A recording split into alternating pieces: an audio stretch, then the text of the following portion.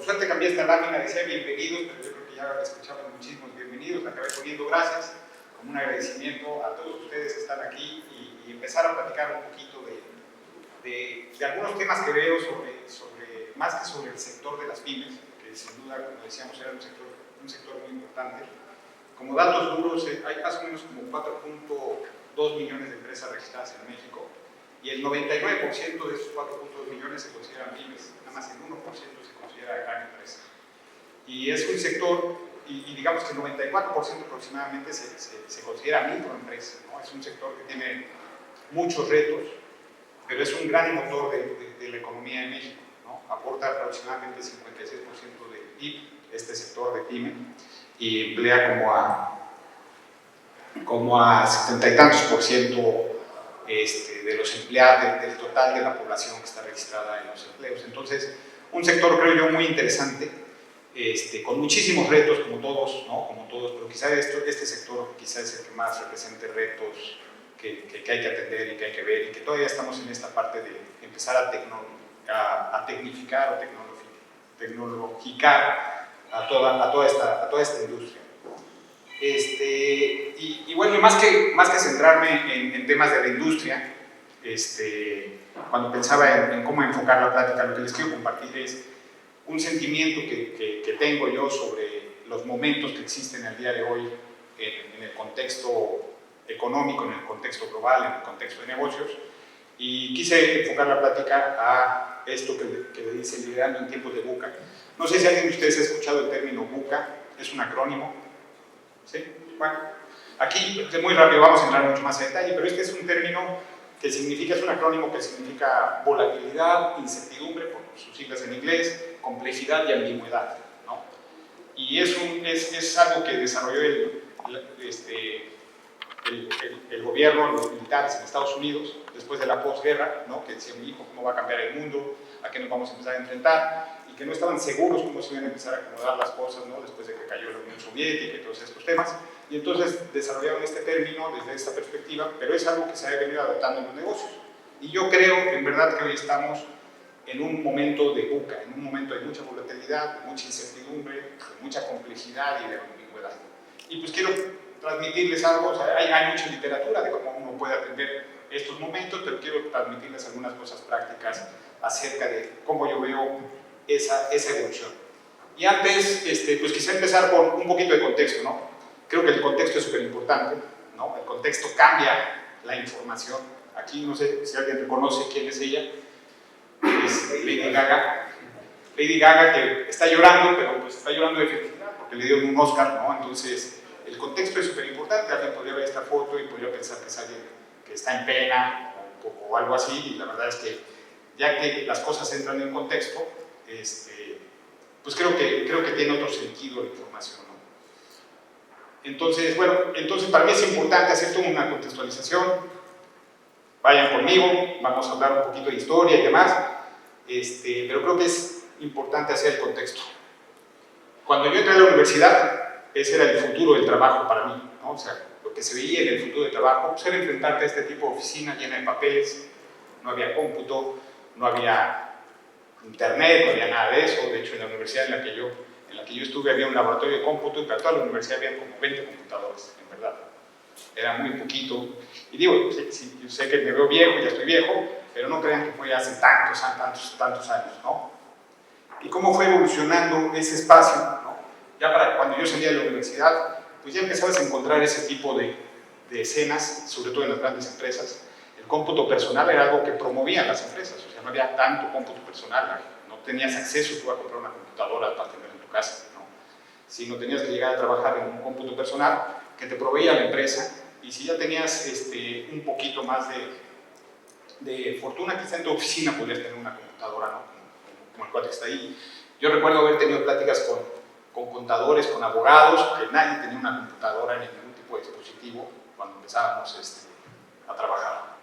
Y pues todo eso fue evolucionando, ambientes más abiertos, más dispositivos, ¿no? Que creo que este ya es el ambiente común que quizá todos ustedes han conocido, y de repente pues todo eso cambió y eso se convirtió en nuestra oficina, ¿no? Llegó el COVID, todo el mundo a la casa, ya no sabías en qué dispositivo trabajar, ya no sabías cómo ibas a estar, y esa evolución siguió, y prácticamente hoy, pues podríamos decir que podemos trabajar desde cualquier lugar, ¿no? Podemos estar aquí, y de aquí nos salimos, tomamos una llamada. El COVID sin duda fue un gran acelerador de tecnología, de llevarnos a un lugar más cercano a los dispositivos, a perderle el miedo a muchas cosas, a las videoconferencias, a todos estos temas, y sin duda hoy pues es un ambiente muy interesante ver cómo podemos estar trabajando. No sé de ustedes quiénes han regresado a la oficina, quiénes están trabajando en ambientes híbridos, en coworkings, pero cada vez se abre mucho más ese espectro de dónde podemos trabajar. Y déjenme aquí hacer una pausa. Bueno, platicaba con un cuate, así como una anécdota, en algún momento un cuate me dijo, no, pues que aquí en mi trabajo todo el mundo trabaja de 12 a 16 horas. ¿No? Y yo, ¿cómo de 12 a 16 horas? Me dice, sí, de 12 a 4 de la tarde, porque más tiempo, me queda claro que parece que no trabajan, nada más 4 horas al día. Y déjenme hacer una pausa, porque hace poquito vi esta gráfica que me sorprendió, que nosotros, México, es el país que más, de la OCDE, es el que más horas invierte de trabajar, 475 horas por arriba del promedio, que significan prácticamente 3 meses de una jornada laboral de 8 horas. O sea, los mexicanos trabajamos 3 veces más que el promedio de estos. Y por el otro lado, si ven a Alemania, ellos trabajan 3 meses menos que ese promedio, ¿no? Creo que aquí hay un reto muy interesante pensar en esto, ¿no? Decir, oye, ¿por qué trabajamos tanto? Y quizá el crecimiento del país no ha sido el que nosotros esperamos, o el crecimiento de nuestras empresas no ha sido el que nosotros esperamos, y todo se reduce pues, a un tema de productividad que puede tener muchas aristas, por supuesto, muchas afectaciones de la movilidad, la tecnología, por supuesto, ¿no? Que también utilizamos la tecnología y demás. Creo que tiene muchas aristas, pero bueno, creo que es algo que es interesante en estos momentos pues, poner en perspectiva y empezar a ver.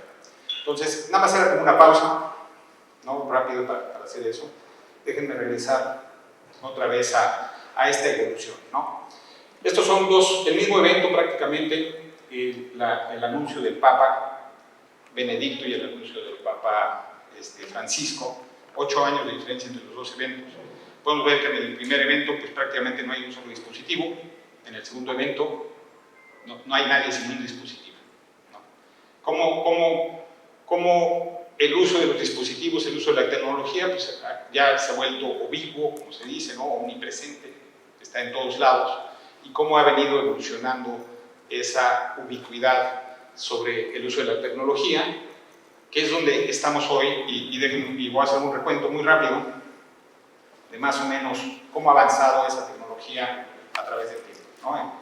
Que aquí es cuánto tiempo tardaron los diferentes dispositivos en llegar a 50 millones de usuarios. Empezando por el teléfono, que para mí es el primer dispositivo quizá personal, inventado en el 1836, le tomó 75 años llegar a 50 millones de usuarios. Después vino el radio, le tomó todavía a finales del siglo XIX, le tomó 38 años, ya entrando en el siglo XX, la televisión, 1926, 26 años, la televisión a color, 15 años, 1952, el cómputo en 1975, digamos, y estas son las fechas donde se introdujo esa tecnología, ¿no? Donde empezó la tecnología. En el 75 también se fundó prácticamente Microsoft, ¿no? Apple sacó su primera computadora en el 77 aproximadamente, y para el 80 Bill Gates había acuñado esta famosa frase de una computadora en cada escritorio. Entonces, pues muchas gracias Bill, porque gracias a esa visión creo que hoy muchos de nosotros estamos aquí. Siguió avanzando, en el 83 empezó el teléfono móvil, el celular, y para el 91, pues el nacimiento del World Wide Web, que también creo que es un cambio bastante drástico en términos de tecnología. Ya solo, al World Wide Web ya solo le tomó 7 años llegar a 50 millones de usuarios, empezando por el teléfono 75, el web 7 años nada más en lograr este número de 50 millones de usuarios, ¿no? Que se dice fácil, pero la verdad es que es un gran reto. Más o menos, para darles una idea, más o menos como en el 94, 2004, si mal no recuerdo, salió el famoso Netscape, ¿no? Que fue el primer navegador, que pues, se llamaba Mosaic en aquel entonces, que fue el primer navegador que le empezó a dar acceso y uso a todos nosotros a esto que era el Internet o el World Wide Web. Vámonos ahora a la década de los 2000. El iPod, 2001, ya solo 4 años en llegar a 50 millones de usuarios. Y después vamos a ver un cambio más hacia el software, ¿no? O sea, ya dejamos de hablar quizá de dispositivos, pero también cómo es esta adopción de todos estos temas, las famosísimas redes sociales. No sé si han escuchado ahí cómo se hace el símil entre los pecados capitales y las redes sociales, pero bueno, Facebook se supone que es la envidia, la gente ve ahí, les da envidia de ver a todos sus amigos paseándose y demás. 3 años, Twitter, ya solo 2 años, la ira, ¿no? Todo el mundo entra a quejarse a Twitter. Instagram, la vanidad, ya solo 18 meses llegar a 50 millones de usuarios. Bueno, por aquí se nos mete el ocio con Candy Crush. 15 meses. TikTok, solo 8 meses en llegar a esos 50 millones de usuarios. Y finalmente, ChatGPT, 5 semanas en llegar a 50 millones de usuarios. Pues aquí una pregunta es, bueno, ¿qué sigue? O sea, ¿qué tan instantáneo va a ser esta adopción tecnológica en el futuro, en los próximos, ¿no? Ya estamos hablando de 5 semanas, menos prácticamente arribita de un mes, y se logra esta capacidad de llegar a tantas personas. Y esto nos ha llevado a entrar a una nueva época, una nueva revolución industrial, que no sé si habían escuchado, pero ya formalmente ya se habla de una nueva revolución industrial.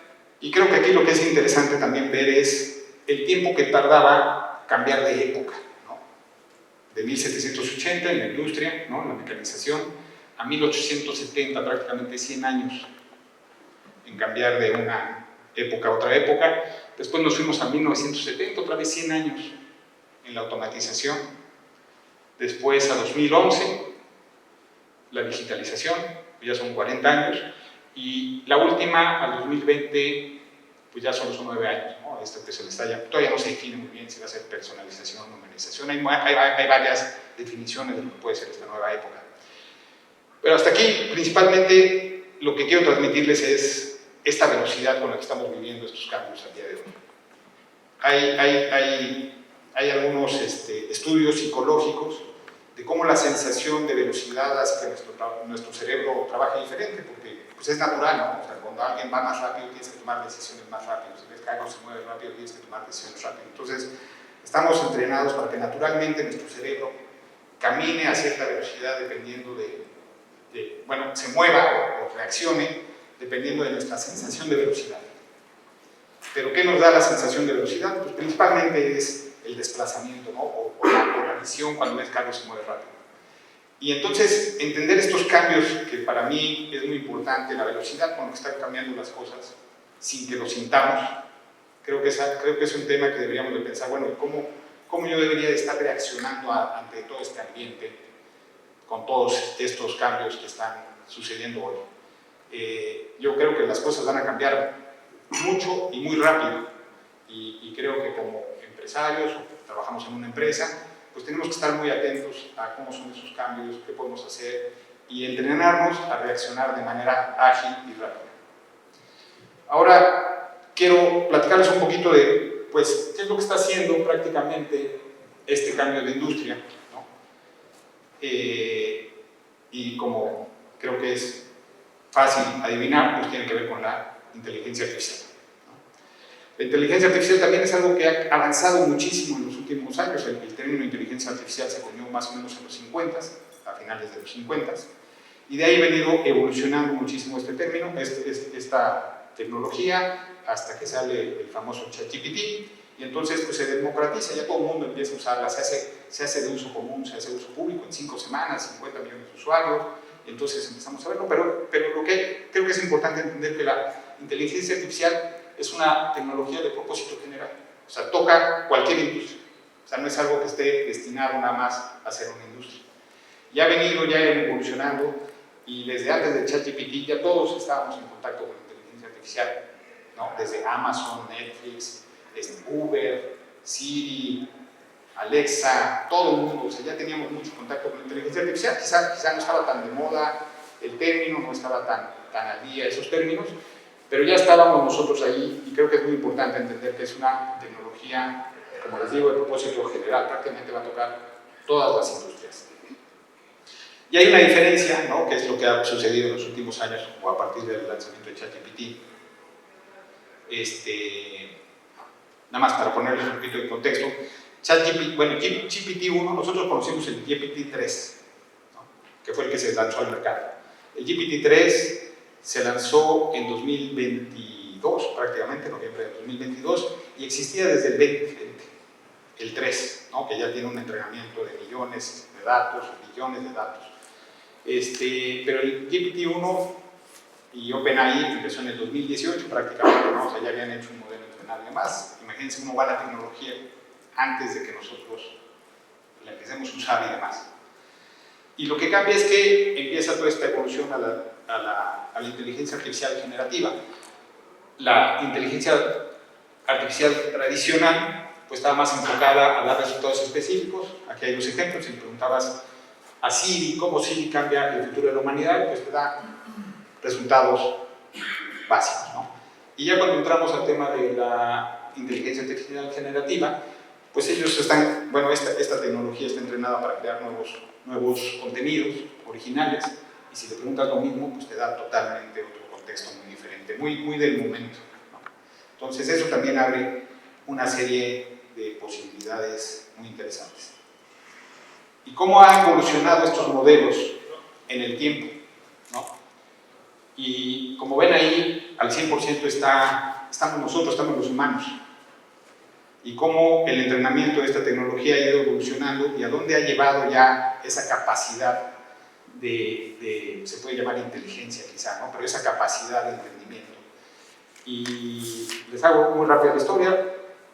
Lo que aceleró muchísimo los modelos y los algoritmos de la inteligencia artificial, pues fue el reconocimiento de imágenes. Había dos acercamientos en aquel entonces, el lógico y el biológico, vamos a decirle. El lógico era a través de casi árboles de decisiones, para ponerlo en términos sencillos, ¿no? O sea, tú decías, oye, pues este píxel se parece a un gato, sí o no, y luego lo cambiabas, ibas tomando decisiones. Y el biológico lo que hacía era repartir esa información entre las famosas redes neuronales, y de repente descubrieron, en un evento que se hizo, es que el acercamiento biológico estaba siendo mucho más capaz de reconocer esas imágenes que el lógico. Y algo que pasó en la industria que es muy interesante es que todo el mundo adoptó ese modelo, el biológico, ¿no? Antes de eso, quizás los que alguna vez recordarán que había dos formatos de videocassettes, el VHS y el beta, y se peleaban entre ellos, ¿no? Para ver cuál era la tecnología que iba a evolucionar. Aquí lo que pasó es que toda la industria adoptó el concepto biológico, ¿no? De las redes neuronales, y eso aceleró muchísimo este entendimiento. Pero cuando hablamos de clasificación de imágenes, como pueden ver, la inteligencia artificial ya inclusive superó la capacidad humana en clasificar imágenes. Es más fácil que se equivoque un humano tratando de ver si una imagen es de gato o un perro que la inteligencia artificial. Prácticamente es lo que dice. Después tenemos el razonamiento visual, que eso ya lo pueden probar también con ChatGPT 4, ¿no? O sea, pedirle que te razone, oye, ¿en qué contexto está esta imagen? Y te da un resultado. Lectura de comprensión de medio nivel, también ya está más que superado. Reconocimiento visual, prácticamente ya casi al 100%. Multitareas en diferentes lenguajes, al 100%, y eso es algo que a mí me impresiona. Yo creo que los idiomas, no sé qué va a pasar, pero dentro de poco de seguro vamos a tener un traductor portátil. En cualquier momento no vamos a tener necesidad de aprender otro idioma. Y matemática de nivel competitivo, pues ya también está muy avanzado. Y todo esto pues ha generado toda esta sensación del momento, ¿no? De decir, bueno, ¿y qué va a pasar, no? Y como saben ustedes, hay dos corrientes, ¿no? La optimista y la pesimista. La pesimista es que la inteligencia artificial va a destruir al mundo, va a acabar con la humanidad, y la optimista es que nos va a acelerar en beneficio de todos. Yo estoy más en la optimista, me gusta más pensar que esto nos va a ayudar a ser mejores, pero sin duda, creo que va a cambiar la manera que trabajamos. También son algunas gráficas de cómo se piensa que van a ir cambiando el trabajo del día a día de hoy, ¿no? Y lo que se ha estado estudiando es que el 80% de las tareas o de los trabajos van a ser impactados por la inteligencia artificial, ¿no? Eso no significa que nos van a reemplazar, pero sí que muchas de esas tareas, principalmente con un enfoque en tareas, sí que muchas de esas tareas las vamos a dejar de hacer como las hacíamos antes, ¿no? Ahora podemos escribir una carta más rápido con inteligencia artificial, o podemos hacer una presentación con inteligencia artificial. Hay muchas tareas que van a ser impactadas. Al principio había ciertos sectores que se decían, no, esto no lo va a tocar la inteligencia artificial, como podía ser la música, sí, sobre todo algunos temas que eran muy creativos. Al día de hoy, la verdad es que ya, como han de haber escuchado, pues ya hay toda una pelea entre la industria creativa y la inteligencia artificial por las capacidades que nos da la inteligencia artificial.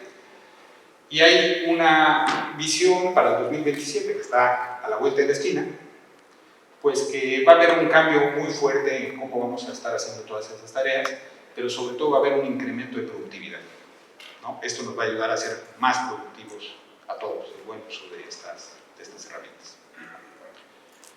Entonces, regresando un poquito a estas revoluciones industriales, cada revolución industrial pues, representa un reto de habilidades, ¿no? Imagínense cuando empezó la mecanización, cuando salieron los motores, pues la gente tiene que empezar a aprender a cómo se construye un motor, cómo se usa un motor, qué beneficio nos puede dar ese motor. Después viene la electrificación, mismo tema, pero ahora con la energía eléctrica, la automatización, la digitalización, que es lo que ya creo que todos nos ha tocado vivir de cerca, que es hasta el 2011. Yo creo que aquí también es pensar lo interesante que si la computadora empezó en el 97, ¿no? O sea, ¿cuánto tiempo tardó de cambio de época a que llegáramos al 2011 del cómputo personal, digo, en el 70? Y esta industria, ¿no?, nueva, que ahora nos enfrentamos, y que tenemos un reto, porque ya está aquí, pero en las escuelas pues, no están preparando a nadie a hacer uso de esta tecnología. Entonces, es algo que nosotros tenemos que adoptar, ¿no? Sin esa capacidad, o sea, estamos justo en ese momento en donde, más que una época de cambios, estamos en un cambio de época. Y un cambio de época implica cambiar nuestra manera de pensar. Las cosas como las veníamos haciendo, yo en verdad creo que ya no podemos seguirlas haciendo de la misma manera. Tenemos que adaptar, tenemos que pensar en esto, tenemos que saber cómo vamos a llevar esta nueva época, que regreso al término de VUCA, esta nueva época de aquí en adelante. Entonces, pensando un poco en la velocidad, pensando un poco en estos nuevos cambios que se nos presentan con esta nueva revolución industrial, ¿no?, pues tenemos, desde mi punto de vista, pues este ambiente VUCA, ¿no? Además le podemos sumar el contexto nacional, ¿no? Hay un cambio de gobierno, va a haber cambios, sin duda alguna, en el gobierno. Bueno, no es un cambio en el gobierno, pero es digamos, una evolución de donde estábamos, ¿no? Va a haber cambios, sin duda alguna. Y entonces se nos presenta además incertidumbres de otro tipo, y ya si lo pensamos globalmente, pues hay guerra en Israel, guerra en Ucrania, los gringos peleándose con los chinos, o sea, es un ambiente, en verdad, muy complejo, ¿no? Muy complejo. Volátil, incierto, ¿no? Como platicamos ahorita con la tecnología, volátil, pues lo podemos ver desde varias perspectivas, económicas y demás, y ambiguo. Entonces, ¿cómo podemos liderar nosotros en estos momentos? ¿Cuáles son las acciones que podríamos hacer para, en estas tormentas, pues llevar el barco, llevar nuestra empresa, llevar nuestra industria hacia eso? Y les quiero compartir algunos puntos muy básicos, fáciles, que yo creo que se pueden empezar a llevar a cabo para empezar a navegar estas aguas. El primero, creo que es importante que revisar y ajustar nuestros objetivos. Todo el mundo, como empresas, ¿no? Pues hacemos objetivos. Oye, ¿cuánto queremos vender este año? ¿Cómo lo vamos a hacer? ¿No? ¿Cómo lo vamos a medir? Y así como hacemos esos objetivos quizá a corto plazo, pues también hacemos objetivos a largo plazo, ¿no? Oye, ¿a dónde quiero llegar después de cierto tiempo y demás, ¿no? Digamos que nuestro objetivo a largo plazo puede ser la orejona y en corto plazo, pues, ganar el partido, ¿no? Entonces, ¿qué podemos hacer para hacer esto? Y aquí, utilizando, ahora sí que, sabiduría de siempre y de otras personas, ¿no? Perdón, creo que me salté. Pues primero hay que escoger la adaptabilidad sobre la rigidez. O sea, creo que nuestros planes tienen que ser mucho más adaptables. Tenemos que poder llevarlo mucho más rápido, no casarnos tan de largo plazo con los planes que podamos hacer. Como decía Darwin, pues no es la especie más fuerte, no es la que sobrevive ni la más inteligente, sino la que mejor se puede adaptar. Entonces yo creo que en verdad hay que llevarnos eso como para decir, oye, ¿cómo puedo hacer que las cosas se adapten de la manera más rápida en mi día a día, en el manejo de la empresa? Necesitamos encontrar mecanismos de retroalimentación inmediata, ¿no? O muy rápida. No sé si alguno de ustedes vio, hay una película, sale Brad Pitt, se llama Moneyball, viene de un libro, que es lo que hicieron los Atléticos de Oakland. En algún momento cambiaron un poco la estructura del béisbol porque empezaron a contratar gente que el objetivo era que se envasara, ¿no? Quizá no eran los más famosos, no eran los más buenos, pero pues decían, oye, yo quiero contratar a la persona que más envasa. Y cambiaron un poco ahí el modelo de cómo llevar las estadísticas del béisbol y demás. Y lo que decía era el director general Bill Levine, pues el objetivo no es comprar jugadores, es comprar victorias, ¿no? Entonces, ¿cuáles son esos indicadores que en verdad nos pueden retroalimentar rápido sobre los planes que estamos ejecutando? Oye, ¿estamos llegando, no estamos llegando? ¿Cómo ajustamos esos planes? Y gestionar los riesgos, ¿no? Hay, bueno, esta frase de Eisenhower, que fue presidente de los Estados Unidos, pero antes fue militar, que decía que siempre se preparaba, siempre planeaba la batalla y que por lo general esos planes eran inútiles, pero totalmente necesarios. O sea, no podemos ir sin un plan que en verdad nos diga qué está sucediendo, ¿no? Entonces, por supuesto, es muy, muy importante planear, y porque eso nos va a ayudar además a gestionar nuestros riesgos, ¿no? O sea, saber si estamos caminando por donde estamos planteando caminar o si caminamos hacia otro lado. Y ahora, pensando un poquito en más de largo plazo, pues todo el mundo sabe que necesitamos tener una dirección estratégica, necesitamos tener más allá de estos indicadores que nos puedan dar lo que nos dice a corto plazo, más allá que eso, pues, oye, ¿y a dónde queremos llegar? Queremos lograr ganar la Champions, queremos la orejona, tenemos que tener esa visión, ¿no? Hay que poner esa visión. Por ahí hay literatura que se halla un poco viejo, de que se hablaba de el plan de los 25 cuartos. Las empresas solían planear a 25 cuartos a dónde querían llegar, ¿no? Cuartos en términos de 3 meses, cuartos del año, ¿no? Yo creo que es la locura en estos tiempos de velocidad. Nadie quiere planear a 25 cuartos. Yo no lo haría, ¿no? Yo creo que hay que tener planes y una visión quizá más corta, más corto tiempo, quizá 5 años.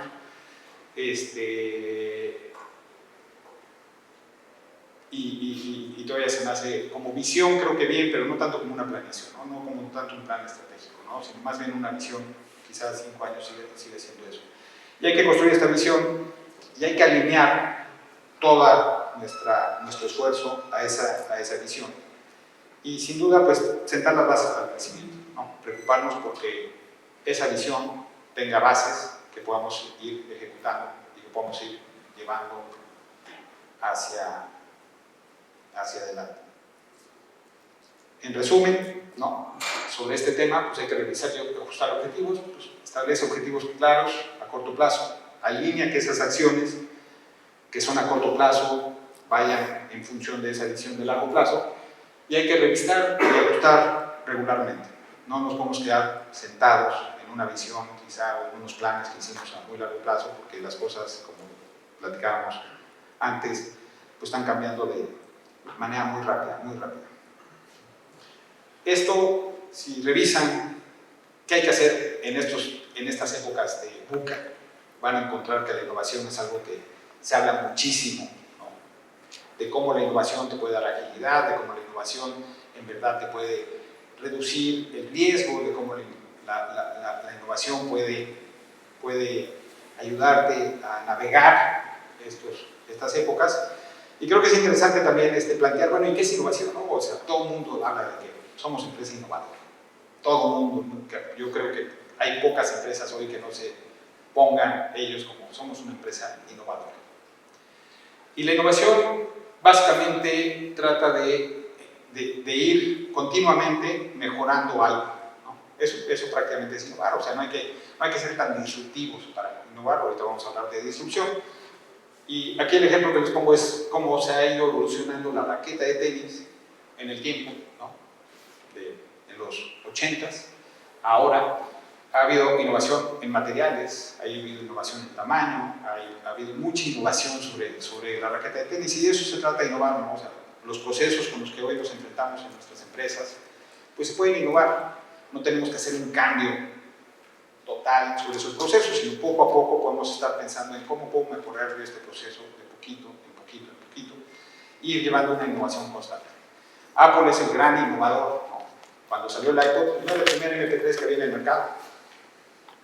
Cuando salió el iPhone, no era el primer celular que había en el mercado. Ellos lo que han estado haciendo es innovando sobre esas tecnologías ya existentes, esos productos ya existentes, iterando de poquito en poquito, ir evolucionando, ir mejorando. La disrupción, pues es un tema muy diferente, ¿no? La disrupción en verdad sí es cambiar las cosas como estamos acostumbrados. A mí me gusta mucho este ejemplo sobre disrupción en México 68, en la Olimpiada de México 68, como se hacía el salto de altura, todavía era como ven la imagen de allá, ¿no? Y de repente llegó un cuate que se llama Floodberry, que es que inventó el salto de altura hacia el vacío, hacia atrás. Y yo creo que la innovación de repente se trata de eso, de aventarte al vacío, aventarte hacia atrás. No sabes qué va a resultar. Pero a partir de ese momento, hoy no van a ver a nadie brincando ahora que vienen las Olimpiadas de París, pero no van a ver a nadie haciendo el salto como se hacía antes. Y en aquella época ganó pocos centímetros este cuate sobre la competencia, sobre el salto. Ese era el más usado, ese como de lado, pero había gente que saltaba de frente, ¿no? Y se ganaban pocos centímetros, pero a partir de eso pues cambió toda la industria, ¿no? Cambió toda la industria del brinco, digamos. Eso es disrupción, ¿no? Es mucho más difícil generar disrupción que generar innovación. Pero cuando vean una oportunidad, pues, ¿por qué no tratar de adoptarla? Y podemos platicar, bueno, de muchos casos en la vida diaria, en tecnología, como podría ser Uber, o como podría ser Netflix, cómo han sido disruptores, ¿no? de tecnología y de la manera como hacemos las cosas, de la manera como actuamos. Entonces, sin duda hay que promover la innovación, creo yo. La verdad no creo que sea de repente he escuchado decir, no, es que no somos tan creativos, ¿no? Yo la verdad creo que es un tema mucho más práctico, mucho más táctico, ¿no? Que se puede hacer. Uno es respetar el status quo. Muchas veces a mí me toca decir, oye, ¿por qué hacemos esto así? Pues porque siempre lo hemos hecho así, ¿no? ¿Y por qué? Pues porque siempre lo hemos hecho así, ¿no? O sea, como de repente retar ese status quo. Oye, eso que hacemos así, que siempre lo hemos hecho así, en verdad lo tenemos que seguir haciendo así.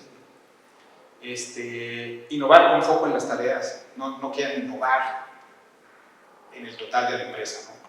Este acrónimo también en inglés que es Keep It Simple, Stupid, ¿no? O sea, podemos innovar en cosas sencillas, en las tareas, y aprender a identificar errores. Alguien me platicó, la verdad es que no sea cierto, pero que Slim dice que tomen riesgos, pero controlen cuánto cuestan esos riesgos. No sé si sea cierto, pero sí hay que estar muy atento a identificar cuando nosotros estamos innovando, cuando estamos tomando una nueva acción, si nos están dando los resultados que estamos esperando y hasta dónde podemos mantener ese esfuerzo de innovación. Y quizá por último, podría ser mucho más, ¿no? Pero tan siquiera de estos temas que les quiero compartir, el último es pues adoptar el cambio y la incertidumbre. Este se me hace muy interesante porque a principios del siglo XX, en los 1900, descubrieron cómo cazaban a los changos, a los changuitos en la selva, y agarraban ese guaje, lo cortaban, metían una fruta, el chango va y lo amarraban el guaje al árbol, el chango va, mete la mano, agarra la fruta y cuando cierra el puño ya no puede sacar la mano. Y era lo único que tenían que hacer. Ya se podían acercar, agarrar al chango y demás. Yo creo que muchas veces adoptar el cambio tiene más con soltar las cosas que estamos, o sea, dejar ir, ¿no? O sea, nos preocupamos más por otra cosa que nos preocupa más dejar ir que en verdad estar con una mente abierta al cambio. Creo que lo más retador cuando hablamos de adoptar los cambios es tenemos que dejar ir muchas de las cosas que hemos venido haciendo, cómo las pensamos, que es la manera que tenemos general de ejecutar. Ahí es donde creo que tenemos que poner atención. Como dice Elon Musk, pues no les gusta el cambio, pero hay que aceptarlo si la alternativa es el desastre. O en el caso del changuito, pues que te atrape, ¿no? Debería de soltar la fruta del changuito. Este tema que podrá parecer un poquito contraintuitivo, hay una entrevista que le hacen a Jeff Bezos, no sé si la han visto, que le preguntan, Jeff Bezos contesta y dice, pues muchas veces me preguntan, oye, ¿qué va a cambiar en 10 años? Y dice Jeff Bezos, ¿por qué no me preguntan lo que no va a cambiar en 10 años? ¿Qué es lo que no va a cambiar en 10 años? Y dice Jeff Bezos, yo sé que mis usuarios van a querer mejores precios, van a querer amplia selección de productos, van a querer velocidad de entrega. Eso yo sé que no va a cambiar, o dudo que cambie en los próximos 10 años. Nosotros nos enfocamos a innovar ahí, a hacer una innovación ahí, a mantener eso cada día mejor, mejorarlo.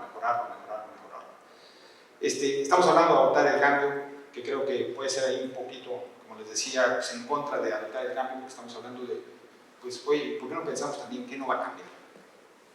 Y cómo podemos mejorar o cómo podemos innovar sobre lo que no va a cambiar, aunque estamos seguros que en los próximos, quizá no 10 años, a mí se me hacen mucho ya viendo la velocidad con la que van las cosas, pero quizá en los próximos 2 años, 3 años, ¿qué es lo que no va a cambiar? La conveniencia, pues seguro es algo que día con día se hace más importante en nuestras vidas. Cada vez es más conveniente pues, ver un taxi, ver una película. Dicen que si la necesidad es la madre de las invenciones, pues la conveniencia es la tía cercana, porque es lo que promueve muchísimas de las invenciones que suceden hoy en día. No ser un sabelotodo, mejor ser un aprenderotodo. Esto es algo que dijo Satya Nadella, el director de Microsoft. Si nos mantenemos en una mentalidad de yo lo sé todo, pues creo que perdemos mucha oportunidad de enfrentarnos a nuevas cosas, de aprender nuevas técnicas, de llevar las cosas diferentes. Nada más para poner también en contexto, porque yo creo que para mí este cuate Satya Nadella es uno de los grandes directores generales que hay hoy en la industria, casi en cualquier industria. Cuando él llegó a Microsoft, venía Steve Ballmer antes.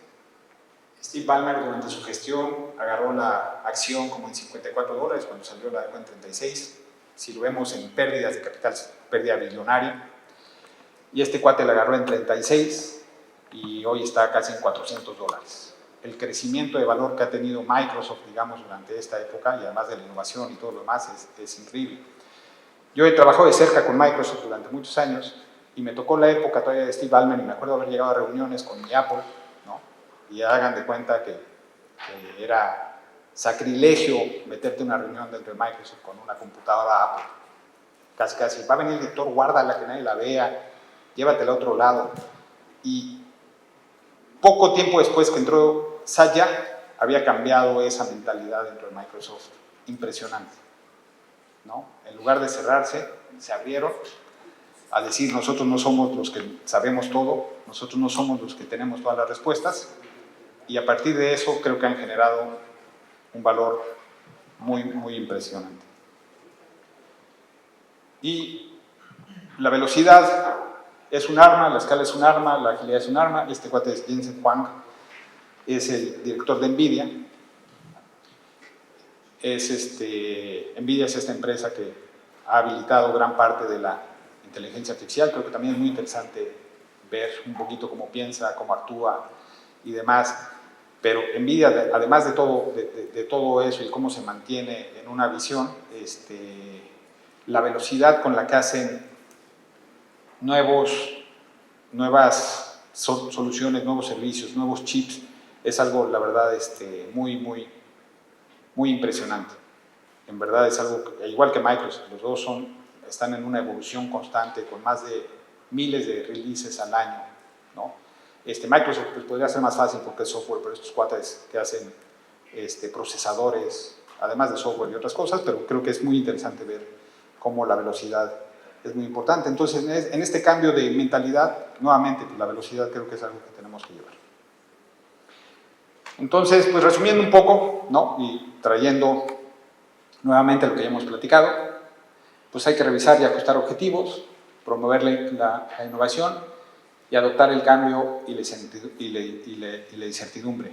Creo que con estas acciones nos pueden ayudar a navegar este ambiente de VUCA que platicábamos.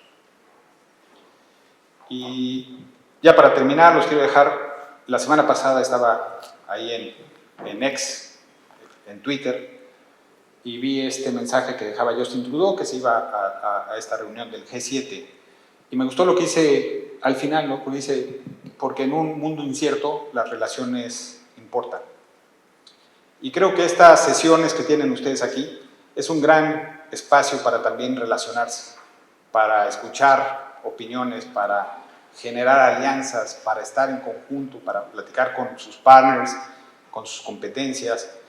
Y creo que en este mundo incierto, en verdad, pues también las relaciones importan y hay que trabajar en ellas. Entonces, espero en verdad que tengan muy buena sesión, que disfruten mucho esta estancia y que le saquen mucho provecho. Muchas gracias.